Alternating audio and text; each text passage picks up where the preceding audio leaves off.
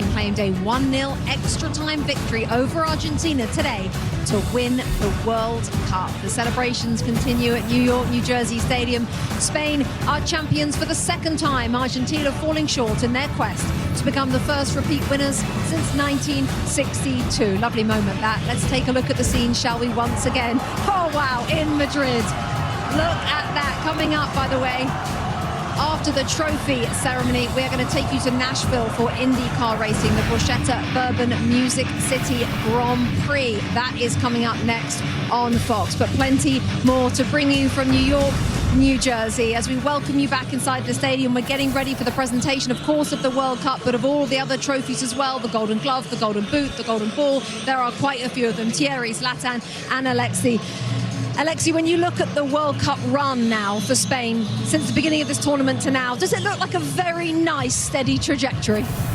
Yeah, it does. It does look very even, like, as I said, very balanced, while much of the world and the World Cup was focused on stars and big teams, and rightfully so, and they certainly brought it. This team, to the extent that Spain can stay under the radar, was relatively under the radar in what they were doing. Getting the wins, not necessarily showing up when it came to the stat sheet in stars, while you had your Mbappes running around and doing what they were doing. This team, their biggest star, Lamine Yamal, he's a world champion. Right? Did he star throughout the tournament? In his own unique way, but certainly not compared to the other stars in this tournament. But we heard Stu, and everybody has said that is part of what this team was built on, is depth and talent and spreading the wealth, regardless of how big a star you are. It's also built, as you mentioned, Thierry, on identity and on philosophy. It's a system there in Spain. For maybe plenty of people watching who don't yet understand or know too much about that, how can other countries get a system like Spain's? Go to work. Think about how you want to go about it. At every level, play the same way. This is why they're dominating world football on every level, and it can be men and women. It doesn't really matter. They go about it the same way. But I wanted to add something very important, because before the break we saw Ferran Torres, and before the game we talk about Leo Messi. Don't ever give up. You know why? The World Cup for Spain started on a miss of Ferran Torres in a 6-yard box against Capo Verde. Everyone killed him. Spain cannot score. Spain don't have this. Spain don't have that. I said, be careful. Stay quiet and calm, because they don't concede goal and they're good on the ball. They will go about it a different way. Now, who scores? Ferran Torres. Okay, that's what I'm saying. Don't ever give up. They know what they're doing for a very long time. Lamine Yamal, we know, we've talked about him with you all competition long. We know you think he's the best player in the world. He hasn't maybe shown that. Maybe is that fair during this World Cup, Zlatan? But 19 years of age, he's a world champion, right? As Alexis said, he came in the tournament, he wasn't 100%. He didn't have his best tournament, and still Spain dominated every game. That says how good they are as a team, even if Yamal didn't perform. And they won the World Cup without this guy performing like he normally does.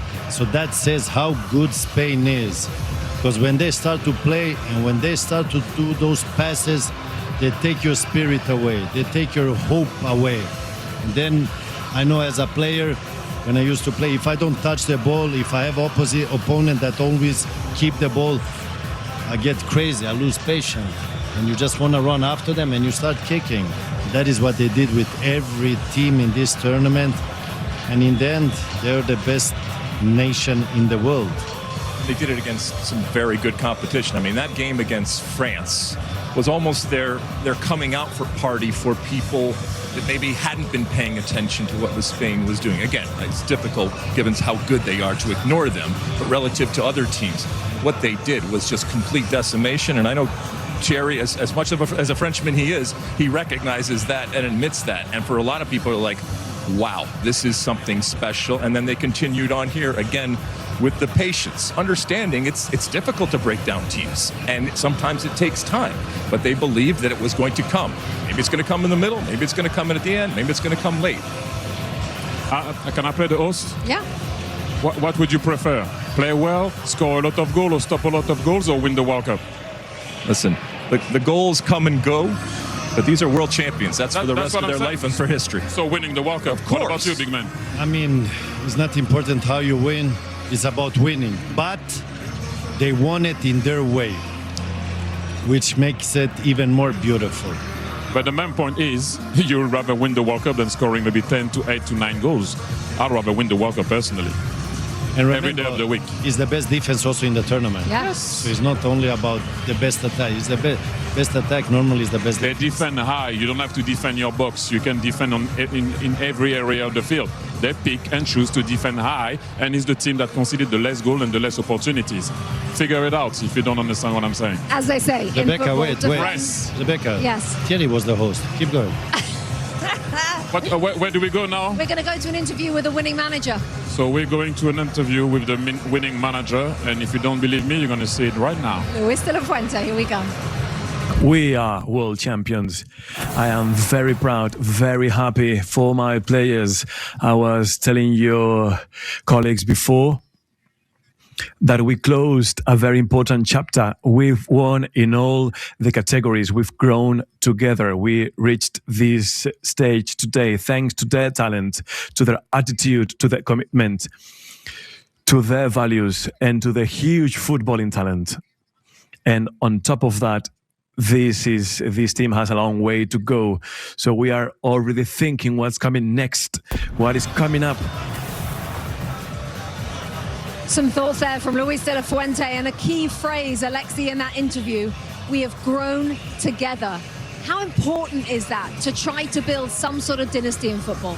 But I also think what was key is the way that he phrased it as it's not just at the senior level, it's not just men's, it's women's, it's kind of everything in the way that they think about doing things. Now you have to get buy-in.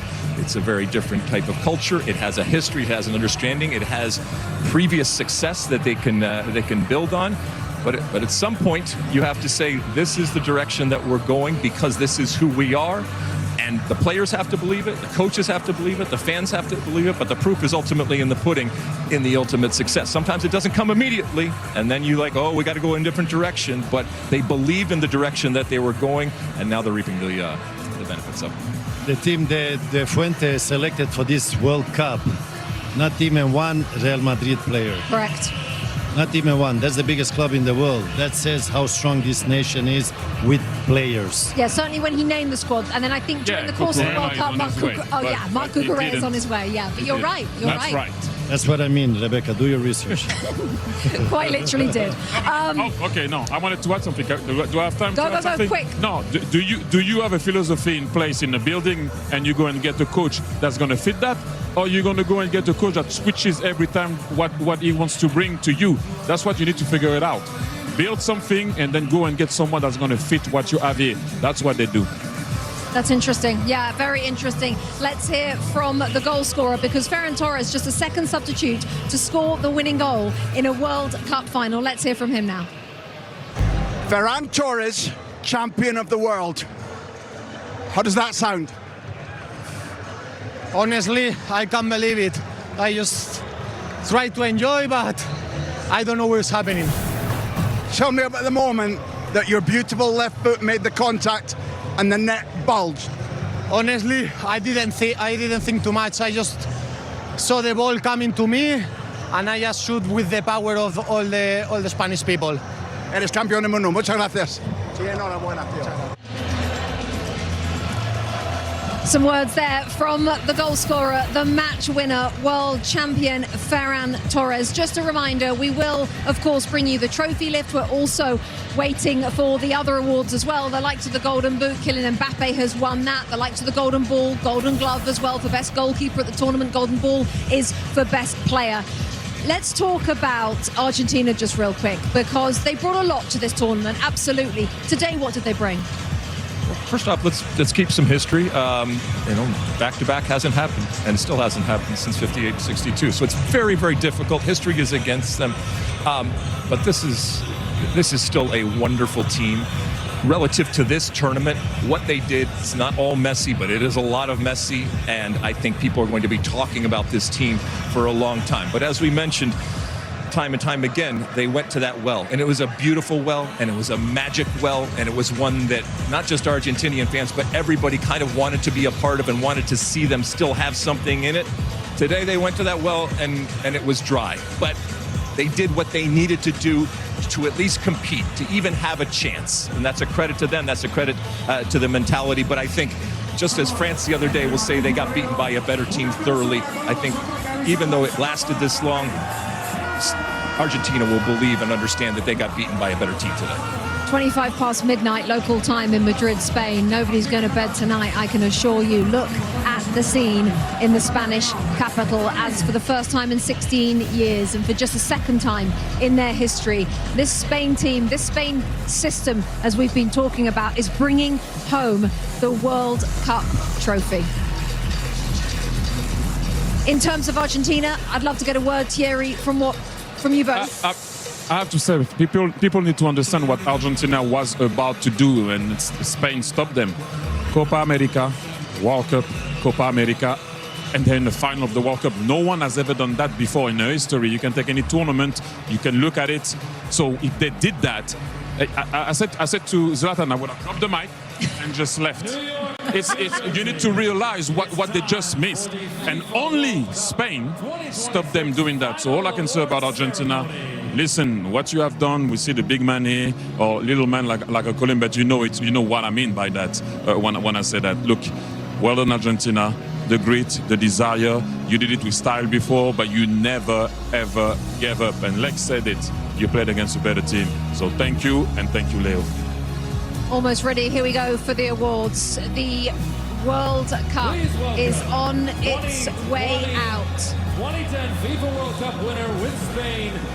We've seen members of the 2010 Spain World Cup winning team all around the stadium.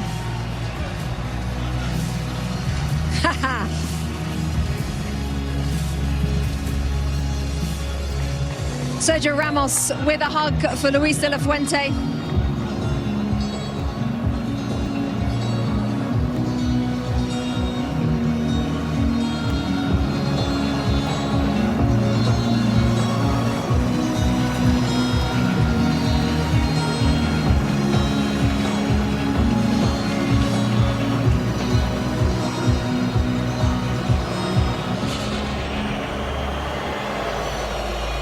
President of the United States on the field, alongside Gianni Infantino of FIFA.